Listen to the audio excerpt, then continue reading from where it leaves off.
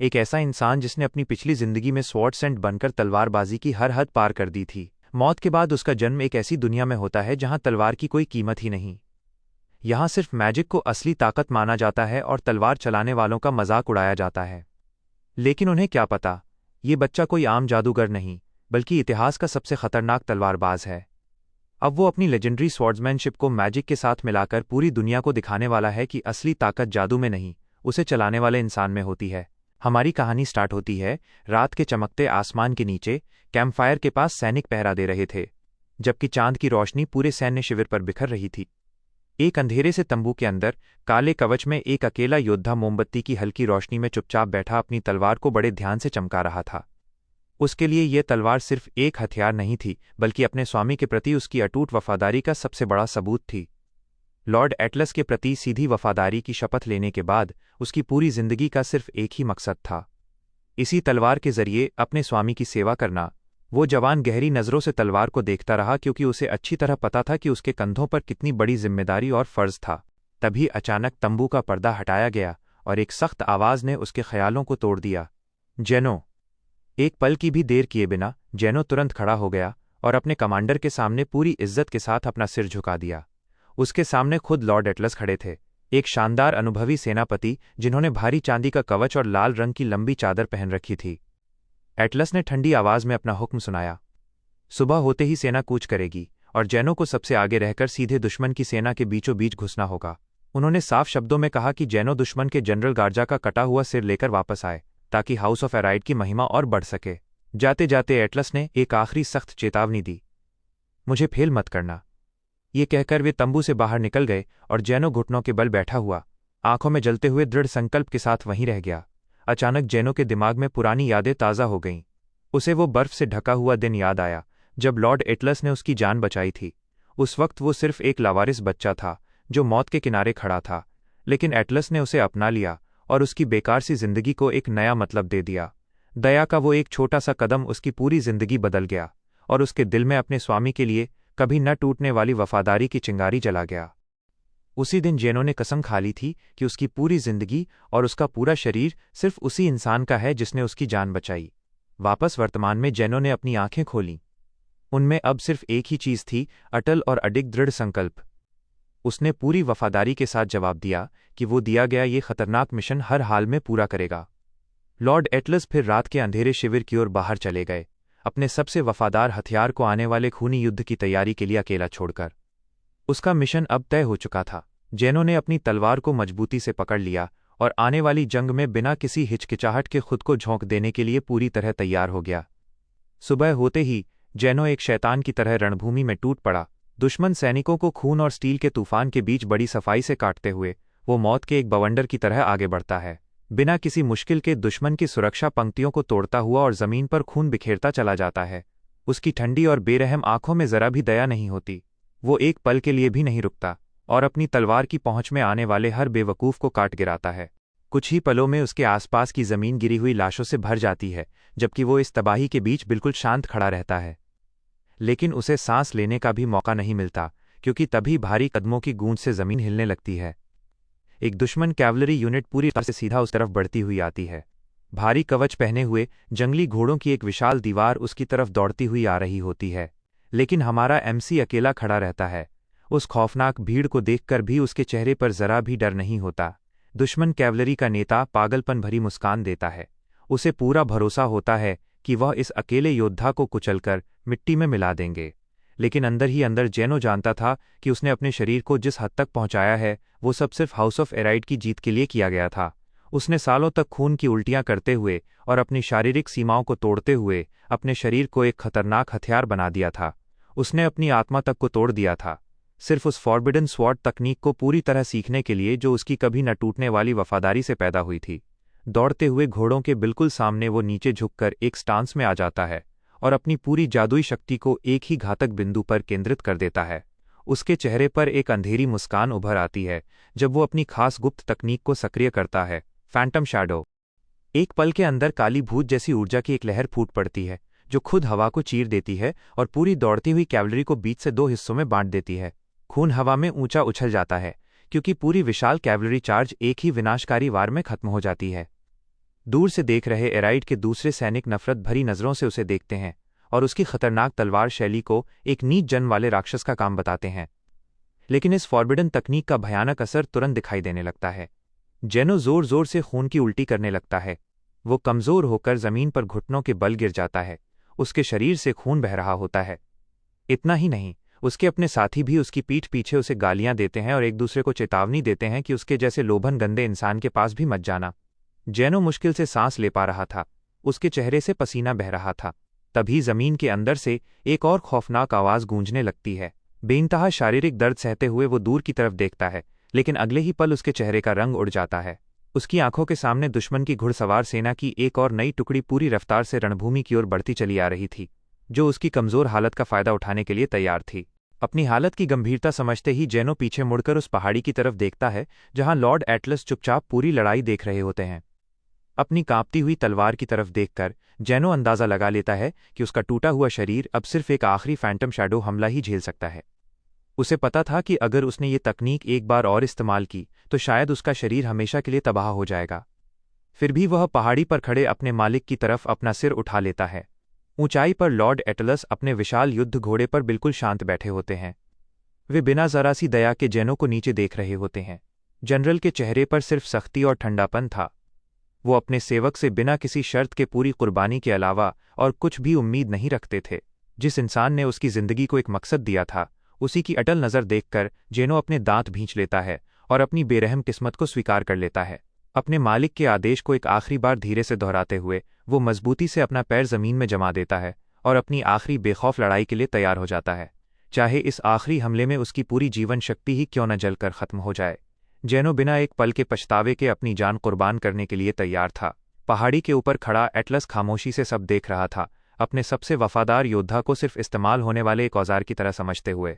अपने दिल की गहराइयों से चीखते हुए कि ये सब लॉर्ड एटलस के लिए है, जेनो एक पागल और डरावने जोश के साथ सीधे दुश्मन की सेना के बीच घुस पड़ता है। को अपनी हदों से भी आगे बढ़ते देखकर लॉर्ड एटलस अपनी आंखें सिकोड़ लेता है। उसके चेहरे पर ठंडी गणना साफ दिखाई देती है, मानो सब कुछ उसकी शैतानी योजना के मुताबिक ही हो रहा हो।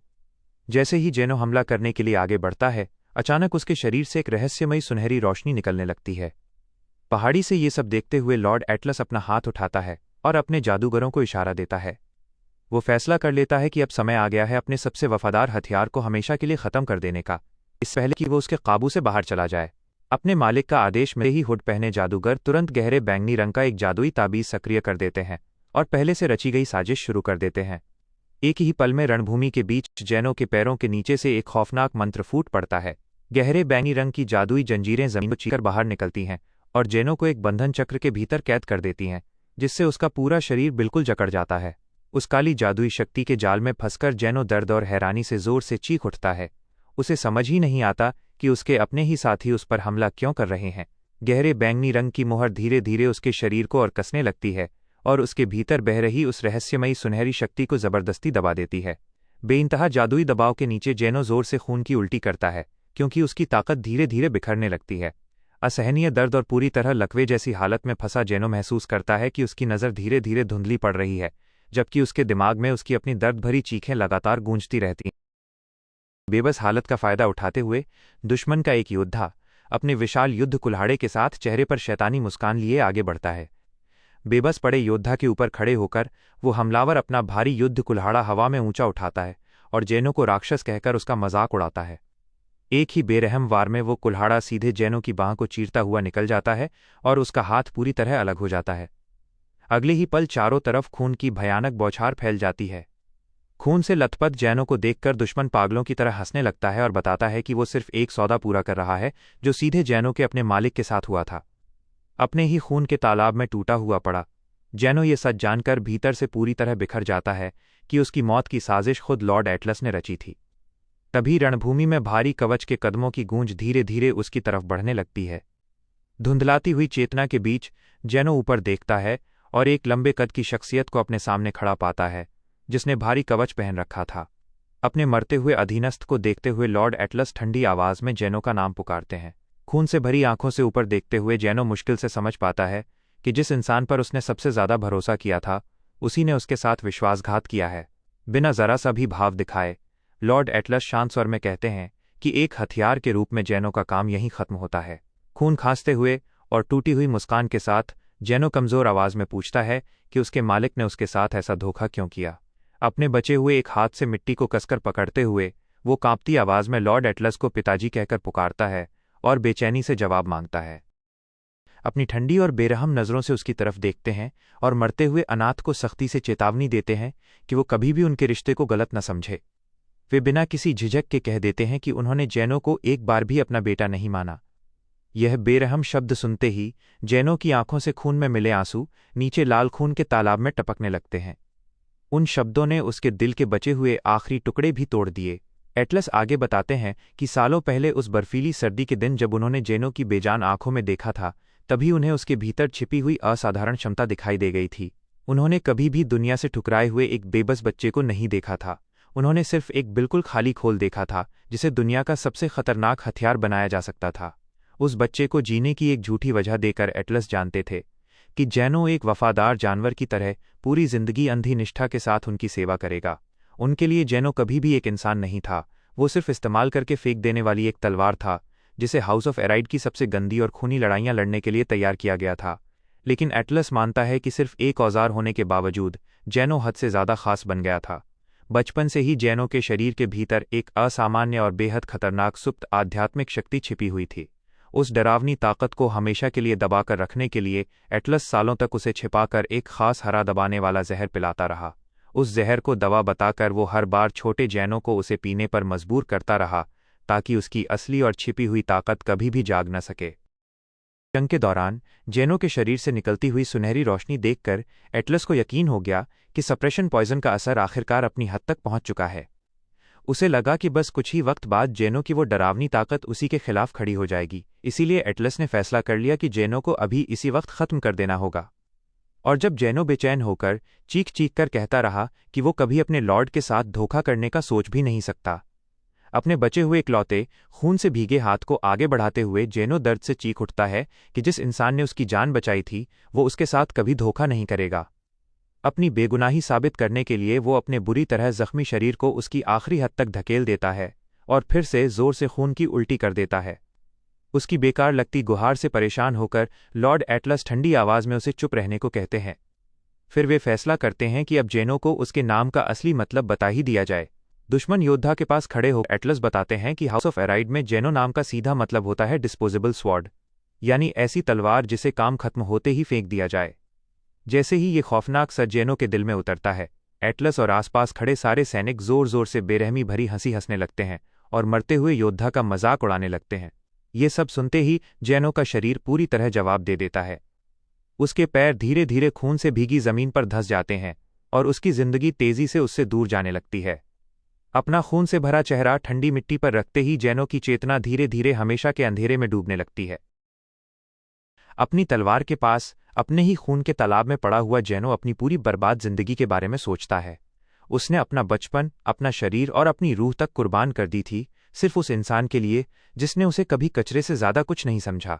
उसका कटा हुआ हाथ थोड़ी दूर मिट्टी में पड़ा था, जो उसके साथ हुए सबसे बड़े धोखे की खौफनाक निशानी बन चुका था। लेकिन जैसे ही दुश्मन योद्धा वहां से मुड़कर जाने लगता है, अचानक वो हैरानी से सांस रोक लेता है, क्योंकि जमीन पर कुछ नामुमकिन होने लगता है। चुपचाप मरने से इनकार करते हुए जैनो अपनी बची हुई सारी ताकत जुटाकर अपनी तलवार की मूठ को दांतों से जोर से पकड़ लेता है। फैंटम शैडो को एक आखिरी बार सक्रिय करने की बेचैन कोशिश में उसकी खून से भरी आंखों में सुनहरी दिव्य रोशनी फिर से चमक उठती है। वो सिर्फ अपने दांतों के सहारे एक आखिरी आत्मघाती हमला करना चाहता था, लेकिन उसका शरीर इतना बुरी तरह टूट चुका था कि वो उस ताकत को संभाल ही नहीं पाया। अगले ही पल उसकी नज़र पूरी तरह अंधेरे में डूब गई। एक हल्की सी आवाज़ के साथ जैनो का सिर खून के तालाब में गिर जाता है और उसका बेजान शरीर उसकी टूटी हुई तलवार के पास बिल्कुल शांत होकर पड़ जाता है। जैनो को मिट्टी में बेजान पड़ा देखकर दुश्मन योद्धा जोर जोर से हंसने लगता है। वो मानता है कि जैनो की वो आखिरी बेचैन कोशिश देखकर एक पल के लिए वो भी सच में डर गया था। उसे बेवकूफ़ राक्षस कहकर दुश्मन पीछे हट जाता है, जबकि जैनो की धुंधलाती हुई रूह सोचती है कि उसके जीने की पहली वजह ही एक झूठ थी। उसे एहसास होता है कि उसका जन्म सिर्फ एक ब्रेन वॉश्ड हथियार बनने के लिए हुआ था। इसी दौरान दुश्मन मजाक उड़ाते हुए कहता है, अब मर भी जा, और धीरे धीरे अंधेरा जैनो को अपनी गोद में समा लेता है। खून से भीगी रणभूमि पर उसका बेजान शरीर लावारिस पड़ा रहता है। बिल्कुल एक टूटे हुए औजार की तरह जिसे अपना काम पूरा होने के बाद बेकार समझकर फेंक दिया गया हो। जब लॉर्ड एटलस बिना किसी परवाह के उसकी लाश से दूर चले जाते हैं, जैनो के मरते हुए ख्याल सिर्फ एक सवाल पूछते हैं, आखिर मैंने अपनी पूरी बर्बाद जिंदगी किस चीज़ के लिए लड़ी। लेकिन अचानक ठंडे अंधेरे की जगह एक अजीब सी सुकून देने वाली गर्माहट उसकी रूह को घेर लेती है। तब उसे एहसास होता है कि उसका पुनर्जन्म हो चुका है। अब वो महाद्वीप के सबसे मशहूर और महान जादुई कुल एल्मिनिस्टर परिवार में दोबारा जन्म ले चुका था। धीरे धीरे होश में आते ही उसे महसूस होता है कि कोई नरम और प्यारा सा हाथ उसे छू रहा है, जबकि एक गर्मजोशी भरी आवाज़ उसका स्वागत करती है। जैसे ही वो अपनी आंखें खोलता है, उसके सामने सुनहरे बालों और सुनहरी आंखों वाली एक बेहद खूबसूरत कुलीन महिला मुस्कुराती हुई नजर आती है। वो प्यार से उसे अपना प्यारा सा बच्चा कहकर बुला रही होती है। यह देखते ही नायक का दिमाग पूरी तरह सुन्न पड़ जाता है, क्योंकि उसे एहसास हो जाता है कि उसका पुनर्जन्म एक नन्हे बच्चे के रूप में हुआ है। उसके छोटे से चेहरे पर पसीने की बूंदें उभर आती हैं और वो अपने नए आसपास के माहौल को हैरानी से देखने लगता है। जब वो अपने गोलम टोल नन्हे हाथों की तरफ देखता है तो उसका दिमाग लगभग काम करना बंद कर देता है। वो समझने की कोशिश करता है कि आखिर उसके साथ ये अजीब हादसा हुआ कैसे। अब छोटे लूसियस के रूप में दोबारा जन्म लेकर पिछले जन्म का वो खतरनाक योद्धा बुरी तरह घबरा जाता है, जबकि उसकी खूबसूरत नई माँ उसे बड़े प्यार से अपनी बाहों में संभाल लेती है। तो दोस्तों, आज के लिए बस इतना ही। अगर आप यहाँ तक ये वीडियो देख रहे हैं तो इसका मतलब आपको ये सीरीज जरूर पसंद आ रही है। और हाँ, जल्दी से सब्सक्राइब भी कर लीजिए ताकि आप इसका अगला पार्ट बिल्कुल मिस न कर पाएं। तो मिलते हैं अगली वीडियो में, तब तक के लिए बाय बाय।